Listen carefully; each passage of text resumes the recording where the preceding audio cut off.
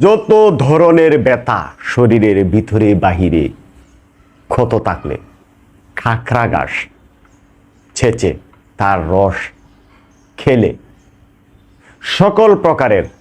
বাতের ব্যথা, গিঁঠে ব্যথা, জয়েন্টের ব্যথা, জ্বালাপুরা ভিতরে ধরপাকড় করে অথবা ক্ষত থাকলে খাকরা ঘাস প্রতিদিন ভালোভাবে ছেঁচে তা থেকে রস বের করে প্রতিদিন সকাল এবং রাতে এই কাঁকড়া ঘাস মাত্র 7 থেকে 8 দিন এর রস যদি পান করা যেতে পারে